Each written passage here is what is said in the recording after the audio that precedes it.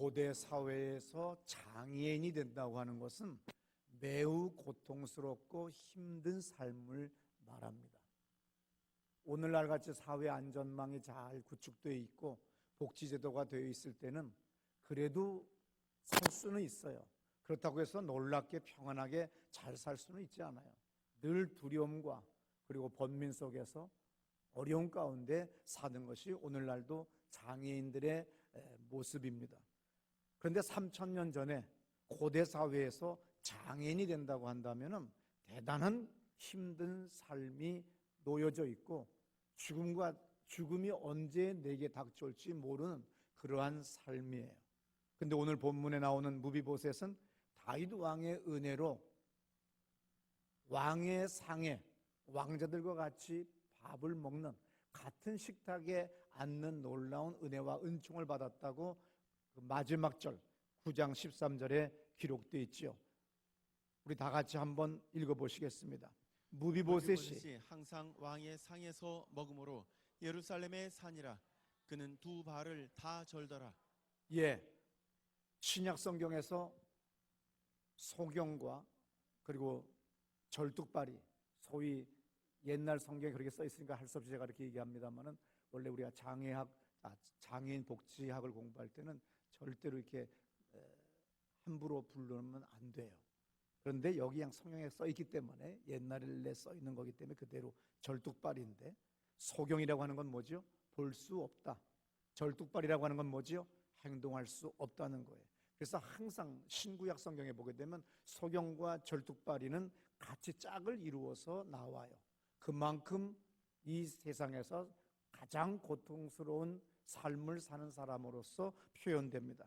그런데 오늘 13절에서 무비보셋은 항상 왕의 상에서 먹음으로 예루살렘에 거합니다.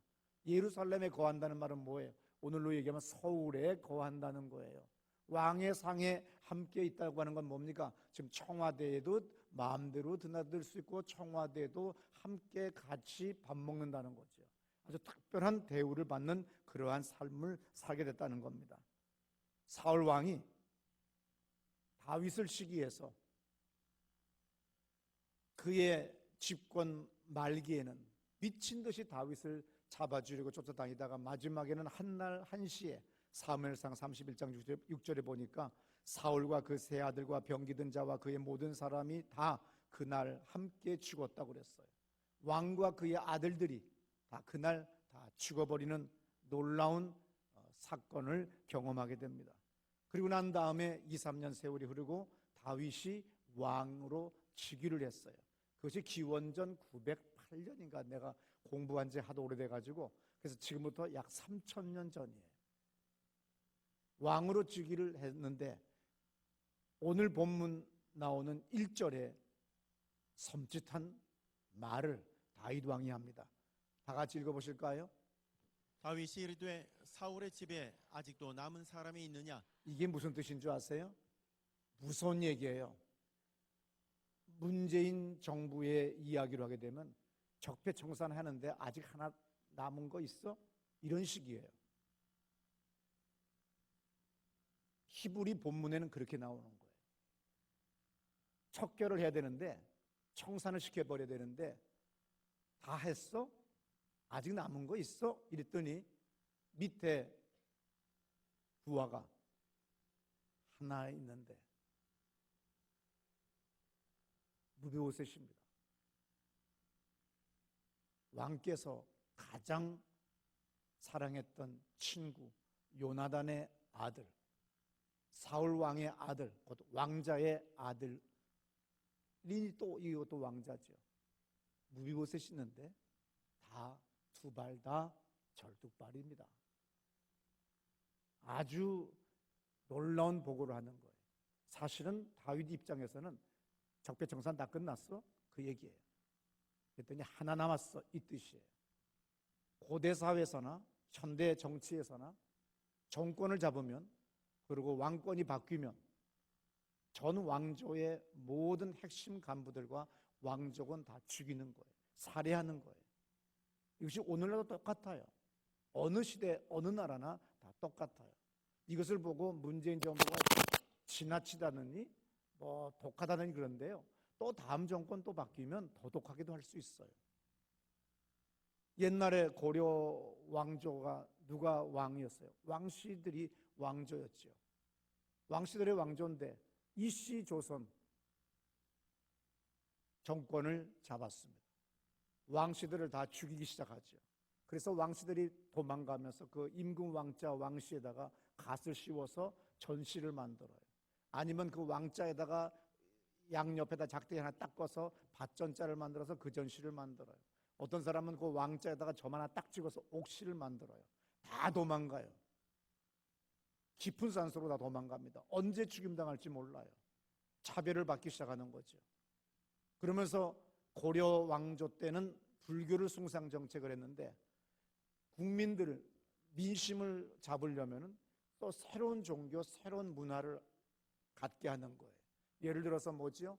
전두환 정권이 생기면서 뭘 합니까?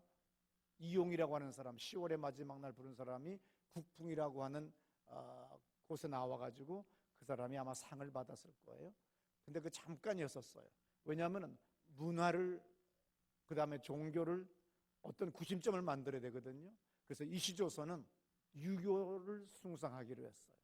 그래서 중들은 사대문 안에 함부로 들어오지 못했어요. 다 깊은 산으로 다 도망갔습니다. 그 전까지는 신라시대 때나 고려시대 때나 아니면 백제시대 때는 사찰들이 전부 다가 시내에 있었어요. 그러나 이시조선 때부터 핍박을 받기 시작합니다. 왜냐하면 고려의 정책을 완전히 180도 바꿔야 되고 다 청산을 해야 되고 척결을 하고 처리해야 돼요. 이것은 어느 나라, 어느 민족, 어느 정권, 그리고 다윗도 그래서 아주 섬찟한 말을 한 거예요. 사울의 왕가에 남은 자가 있느냐 하는 것은 사실은 척결 다 끝났어? 그리고 뭐 완전히 끝난 거야? 이런 식으로 사실은 물은 거예요. 그렇지만 오늘은 설교 제목이 뭐예요? 다 같이 시작. 예, 은혜입니다.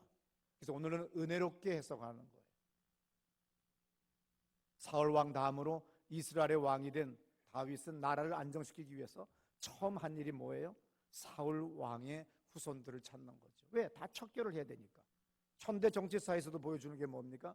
후임자는 전임자들의 부하들을 다 잡아 처리하고 전임자와 차별화시키는 것이 오늘 현대 정치의 모습이고, 어느 나라, 어느 민족, 어느 왕조 항상 그것은 해야 될 상황이었어요. 왜? 내 정통성을 유지해야 돼요. 그리고 내가 정권을 잡아야 돼요. 내가 권력을 잡아야 돼요. 그러기 위해서는 처리해야 돼요. 그런데 다윗은 그렇게 물었지만 마침 무비보셋, 요나단의 아들입니다 그랬더니 아하, 내가 언젠가 사무엘상 20장 15절부터 17절에 나오는 이야기죠. 다윗과 요나단이 젊었을 때 우정의 언약을 하는 장면이 사무엘상 20장 15절에 17절까지 나오는 이야기예요. 여기서 17절에 요나단이 다윗을 사랑함으로 그로 다시 맹세하였으니 이는 자기 생명을 사랑함 같이 그를 사랑함이더라. 요나단이 그 전에 16절에서 뭐라고 합니까? 요나단이 다윗의 집과 언약하기를 네가 지금은 우리 아버지 때문에 쫓겨 도망다니고 언제 죽임을 당할지 모르지만 하나님이 너와 함께 하셔. 여호와께서 다윗의 대적들을, 곧 우리 아버지와 우리 아버지의 군사들을 다 치실 거야. 그러니 네가 언젠가 정권을 잡게 되고 왕이 되거든 우리의 우정을 생각해서 잘 봐다오. 그렇게 약속한 적이 있었어요. 그래서 다윗 왕이 척결 다 끝났나, 청산 다 끝났나 생각을 했는데 마침 요나단의 아들 무비보셋이 있다고 그 다음에 그 무비보셋은 두 다리를 절더라. 행동에 제약을 받는 사람인 거예요. 그랬더니 다윗이 아주 이 머리가 대단한 사람입니다. 오늘 밤에 그가 얼마나 머리가 좋고 정치력이 뛰어난지는 오늘 밤 설교에 있어요. 대낮에는 간단하게 얘기하기 때문에 깊이 얘기하지 않습니다. 어떻든 간에 다윗에게는 또 청산도 해야 되고 척결도 해야 되지만 자비로운 인자한 포용 정책도 동시에 구사를 해야 된다는 걸 알아요. 그래서 무비보셋인데 두 다리를 다 절어 행동에 제약을 받지? 그렇다고 한다면 너의 모든 재산, 아버지의 재산 밭 다 가져라. 갔는데 누가 관리하느냐? 다윗의 부하가 관리하는 거예요. 집에 가서 자세히 읽어보시면 알아요. 그리고 먹고 살 수 있도록 해줘요. 백성들이 볼 때 다윗은 정말 자비로워, 정말 포용을 잘해, 모두를 다 척결하는 줄 알았더니, 적폐청산 다 하는 줄 알았더니 그래도 또 저렇게 어렵고 힘든 왕자에게 또 같이 상에 먹게 하고 재산을 몰수하지 않네 하는 또 이중 정책을 아주 교묘하게 잘 풀어요. 이것이 성경을 읽는 여러분들의 자세가 돼야 돼요. 무조건 은혜로 보는 것이 아니라 그 시대의 정치 상황, 문화 상황 여러 가지를 다 보게 되면 사람은 1000년 전 인간이나 3000년 전 인간이나 지금 사는 인간이나 똑같이 개 자식들이에요. 왜냐하면 성경에 써 있어요. 한 사람도 죄인이 아닌 사람이 없다고 성경에 써 있어요. 그래서 사무엘하 9장 31절에서 다윗 왕은 자기 상에 같이 앉게 해주는 그런 놀라운 은혜와 은총을 받았습니다. 우리는 가끔 하나님의 은혜를 받으면 무비보셋 같은 마음을 가질 때가 있어요. 무비보셋이 뭘 했어요? 행동할 수 없는, 스스로 살 수 없는, 그리고 멸망한 왕조의 남은 후손이지만 이 사람에게는 뭐가 필요해요? 은혜가 필요한 거예요. 무엇이 필요하죠? 구원이 필요한 거예요. 우리 모두는 재정적인 어려움에서 구원이 필요할 때가 있어요. 사업을 하다 보면 정말 나를 누가 이 깊은 운동에서 건져줄까 하는 그런 간절한 마음, 내 남편의 일, 내 아내의 일, 뭐 여러 가지를 볼 때 누가 나를 이 깊은 운동에서 건져줄까? 구원이 누구나 다 필요해요. 은혜가 누구나 다 필요해요. 무비보셋을 보면서 은혜가 필요한 존재구나, 구원이 필요한 존재구나, 이러할 때 정말 이러한 구원과 은혜가 나에게 있었으면 하는 마음이 모든 사람들의 마음이잖아요. 사무엘하 9장 8절 잘 들어보세요. 그가 절하여 이르되 이 종이 무엇이기에 왕께서 죽은 개 같은 나를 돌아보시나이까 하니라. 다 같이 우리 한번 읽어보실까요? 저가 절하여 가로되 이 종이 무엇이기에 왕께서 죽은 개 같은 나를 돌아보시나이까 하니라. 무비보셋을 데리고 왔어요. 다윗 왕 앞에 신하들이. 그랬더니 무비보셋이 다윗 왕한테 넙죽 엎드려가지고 무엇이 간데 왕께서 죽은 개 같은 나를 돌아보십니까? 아까 제가 인간들은 뭐라고 해요? 개자식이라고. 여기 나오잖아요. 죽은 개 같은 나를 돌아보십니까? 개는요, 중국 사람 빼고요, 죽은 개 먹는 사람들은 중국 사람 빼고 아무도 안 먹어요. 그렇게 그 아프리카 열병인가 뭔가가 나왔는데 중국 사람들 글쎄 그 열병으로 죽은 개까지 먹더래. 돼지를. 죽은 개는 안 먹어요.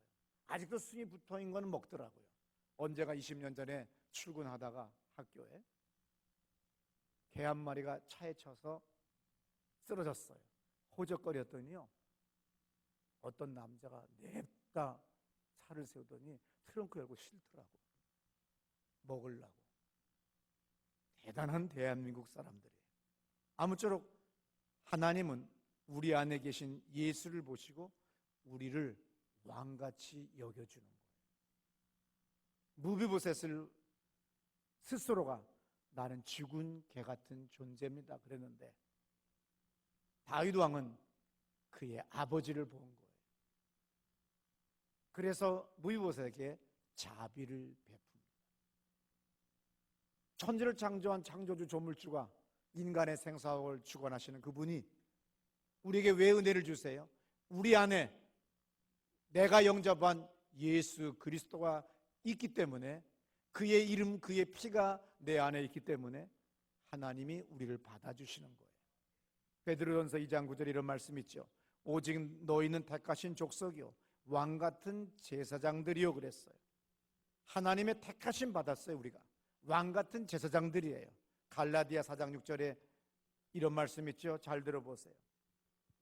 너희가 아들이므로 하나님이 그 아들의 영을 우리 마음 가운데 보내사 아빠 아버지라 부르게 하셨느니라. 요한복음 1장 12절에 영접하는 자 곧 그 이름을 믿는 자들에게는 하나님의 자녀가 되는 권세를 주었다고 그랬어요. 이렇게 우리가 아버지 하나님 앞에 예수 때문에 은혜를 받게 되고 구원을 받게 됐듯이 오늘 이 무비보셋은 그의 아버지 요나단 때문에 다윗은 모든 것들을 다 척결하고 청산시키는 중이었지만, 그래서 마지막 남은 자가 아직도 있느냐고 물었는데 무비보셋입니다 했을 때 그에게 뭐가 있었어요? 요나단이 있었던 거예요. 우리가 어떻게 하나님 앞에 죄인인데도 살아있을 수 있어요? 내 안에 주가 예수가 있기 때문인 거예요. 무비보셋은 자신이 자랑할 만한 것 하나 없어요. 다윗 앞에 도대체가 죽은 개 같은 존재입니다. 그런데 성경에서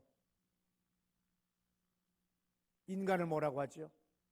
죽은 개 같은 무비보셋도 다윗에게는 요나단 때문에 구원받듯이 오늘 우리도 죽은 개 같은 존재지만 정말 보잘것없는 죄인이지만 하나님은 요한복음 3장 36절에 이런 말씀하셨어요. 아들을 믿는 자는 영생이 있고 아들을 순종치 아니하는 자는 영생을 보지 못하고 도리어 하나님의 진노가 그 위에 머물러 있다. 하나님의 진노가 우리 모든 사람들의 머리 위에 있어요. 에베소 2장 3절에 전에는 우리도 다 그 가운데서 우리 육체의 욕심을 따라 지내며 육체와 마음에 원하는 것을 위하여 다른 일과 같이 본질상 진노의 자녀였어요. 우리는 다 진노의 자녀들이었어요. 히브리서 9장 27절에 한 번 죽는 것은 사람에게 정하신 것이요 그 후에는 죽음이 심판이 있으리니 그랬습니다. 우리 인간은 성경이 우리를 단정해요. 한마디로 말합니다.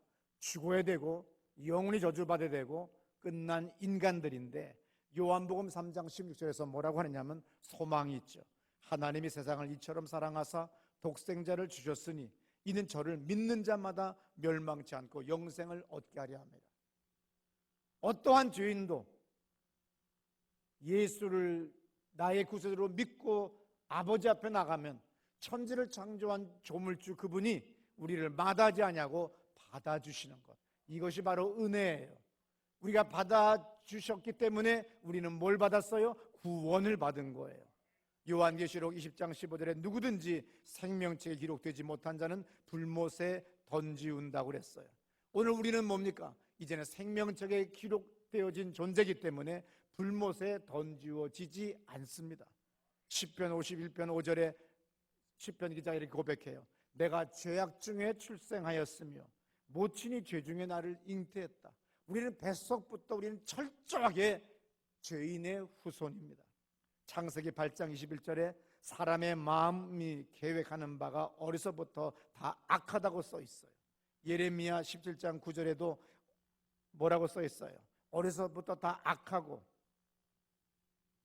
땅은 저주를 받았다고 창세기 8장 21절에 얘기합니다. 예레미야 17장 9절에 만불보다 거짓되고 심히 부패한 것은 마음이라 누가 능히 이를 알리오마는 그랬어요. 로마서 7장 18절 내 속 곧 내 육신에 선한 것이 거하지 아니하는 줄을 아노니 원함은 내게 있으나 선을 행하는 줄은 없다 그랬어요.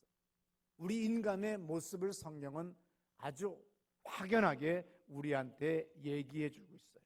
이런 인간에게 창조주 하나님은 은혜와 사랑을 베풀어 주셨는데 창세기 요한복음 3장 16절 있죠? 다 같이 한번 크게 올려서 읽습니다. 하나님이 세상을 이처럼 사랑하사 독생자를 주셨으니 이는 그를 믿는 자마다 멸망하지 않고 영생을 얻게 하려 하심이라. 여러분이 예수가 나의 하나님이십니다. 나의 구세주십니다. 나를 위하여 피 흘려 죽으셨습니다를 고백할 때 하나님은 어떠한 여러분들의 지난날의 그 모든 것 그리고 과거의 조상의 저주까지 조상에게 있었던 죄악들까지 다 주님은 사해 주시고 영생을 주신다고 그랬어요.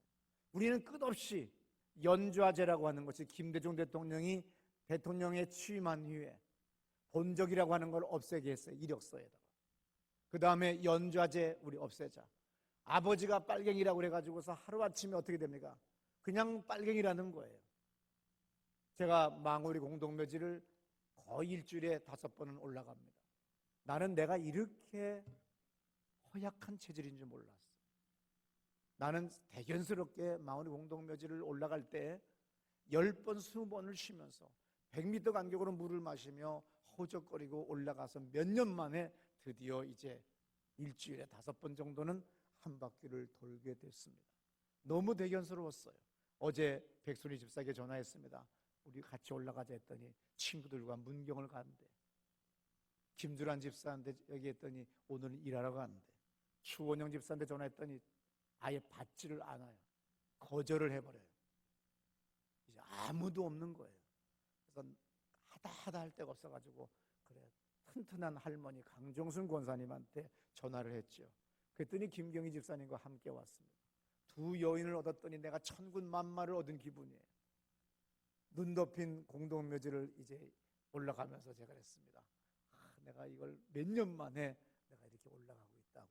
그랬더니 김경희 집사님이 정말 대단히 어려운 산인 줄 알고 따라왔는데, 근데 깔딱고기는 어딘가? 이게 깔딱 되나요?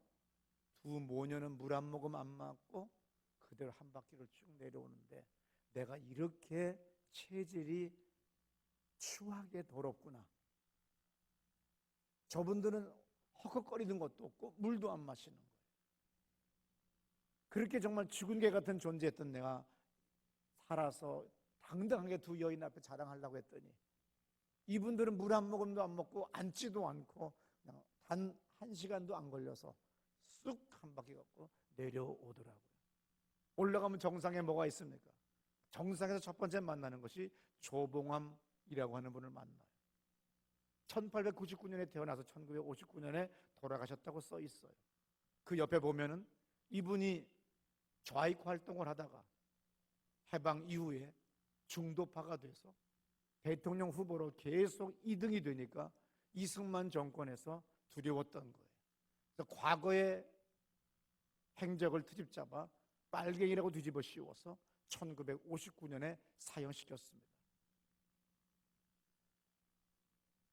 아무리 내가 아니라고 선언할지라도 그냥 뒤집어 씌우는 것, 그리고 조상까지 박정희 독재 시대 때는 어떻게 해요? 네 아버지가 아니면 네 이모가 월북했다. 그럼 너희 집도 좋지 않다. 그래서 은행원 하나 하는데도 조사를 해요.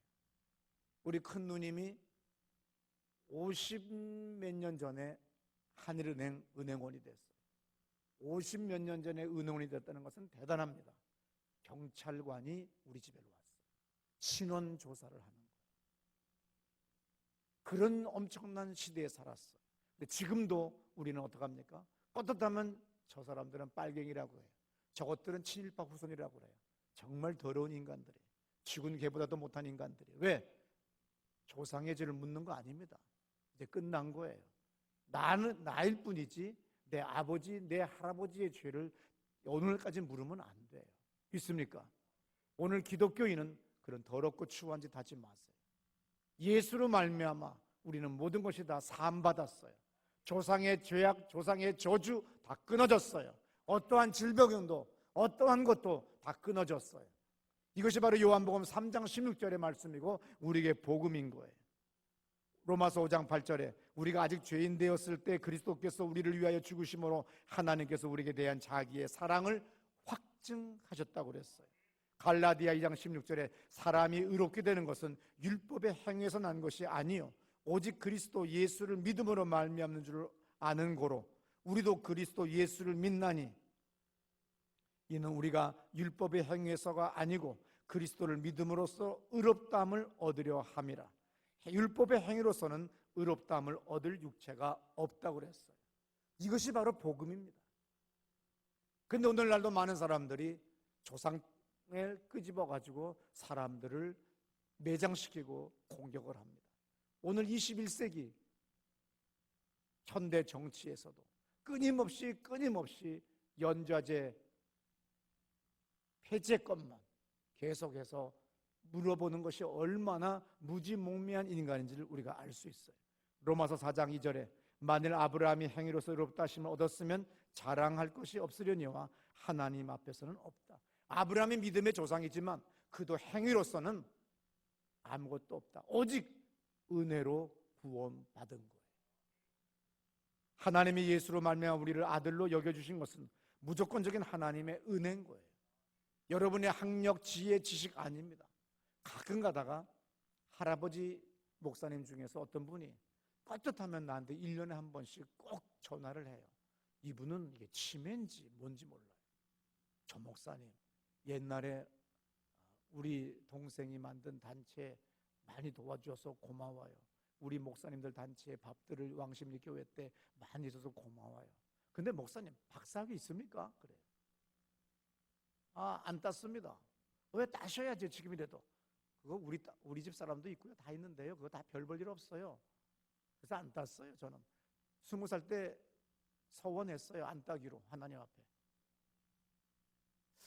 내가 이번에 대표회장을 모시려고 그랬는데 박사학위가 없으면 대학교에서도 강의 못하는데 그러길래 우리 집이 대학을 운영하는데요.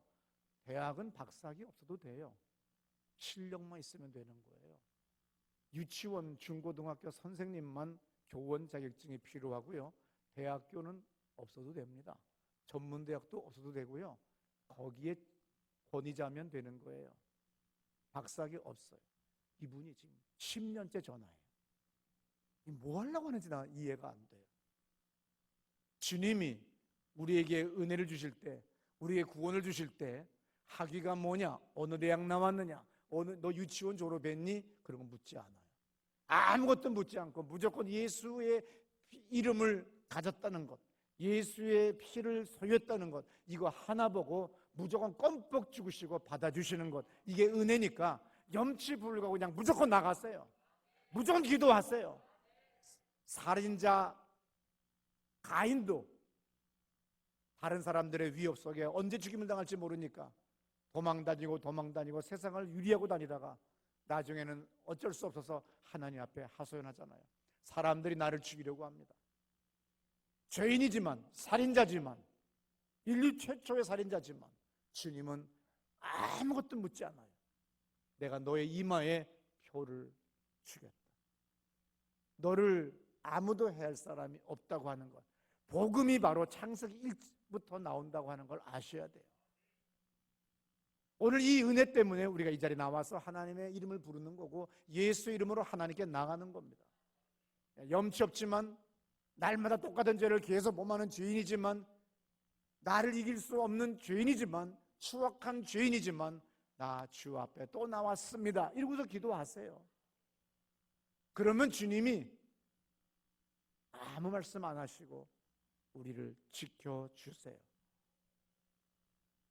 우리는 무비보셋보다도 못한 존재인데 하나님은 예수를 통해서 하나님의 아들의 위치로 신분을 수직 상승시켜 주셨어요. 은혜 받은 사람이 살아갈 자세를 예수님은 마태복음 18장에서 가르쳐 주셨어요. 1만 달란트 빚진 사람이, 탕감받은 사람이 길을 가다가 자기는 지금 1만 달란트의 엄청난, 지금으로 하게 되면 수백억, 수천억 원의 채무자예요. 그런데 탕감받았어요. 얼마나 좋아요. 도저히 탕감받을 수 없는 엄청난 액수입니다. 1만 달란트라고 하는 거. 왜냐하면 그 시대에 로마 정부의 식민지가 이스라엘이잖아요. 그래서 이스라엘의 헤롯 왕이 로마 정부로부터 받는 월급이 연봉 800달란트예요. 800달란트로 왕궁이 유지된다고 하면 1만 달란트라고 하는 건 상상할 수 없는 돈이라는 얘기예요. 예수님이 바로 상상할 수 없고 너희들의 인간의 어떠한 수단을 써서라도 갚을 수 없는 돈을 이야기하는 게 1만 달란트예요. 헤롯 대왕이 식민지를 통치하는 로마 제국으로부터 1년에 연봉이 얼마라고요? 800달란트예요. 그런데 1만 달란트라고 얘기하면 상상할 수 없는 거예요. 인간이 어떻게 해서라도 갚을 수 없는 것. 바로 그러한 은혜를 받은 인간이 가다가 자기한테 300데나리온 빚진 사람이 있으니까 가서 멱살을 잡고 빨리 300데나리온 안 내놓으면 빨리 너 감옥에 집어넣고 경찰에다가 고발하겠다고 이야기합니다. 그것이 바로 마태복음 18장에 나오는 이야기죠. 34절부터 35절 잘 들어보세요. 주인이 노하여 그 빚을 다 갚도록 그를 옥졸들에게 넘긴지라. 너희가 각각 마음으로부터 형제를 용서하지 아니하면 나의 하늘 아버지께서도 너희에게 이와 같이 하시리라. 예, 1만 달란트라고 하는 것을 탕감받은 주제에 자기한테 300데나리온이라고 하면 오늘날로 노동자 한 달, 두 달의 월급 정도, 300만 원 정도밖에 안 돼요. 그 돈 자기한테 못 갚은 사람을 옥졸에다가 넘겼다는 거예요. 이것이 바로 인간이라는 겁니다. 이게 사람이라는 거예요. 내가 탕감받은 거는 대단한 거고, 그 다음에 또 자기한테 300데나리온, 300만 원 빚진 사람은 당장에 옥에다가 가둬버려야 된다고 하는 거. 자기는 당연시하고 다른 사람의 빚은 눈이 뒤집어지고 하얗게 뜨면서 덤벼드는 것. 이것이 오늘날 정치인들의 모습이고 오늘 우리들의 모습이고 2000년 전에 예수님 시대 때도 모습이에요. 은혜 받을 수 없는 우리에게 하나님은 아무것도 묻지 않고 은혜로 주셨다고 하는 걸 이야기하기 위해서 1만 달란트라고 한 겁니다. 그 액수, 천문학적 액수는 인간이 어떠한 1000년을 동원해서라도 못 갚을 돈인데, 그런 죄인인데 우리를 주님이 탕감해 주셨으니 너희들도 가서 다른 사람을 용서해 주라는 거예요.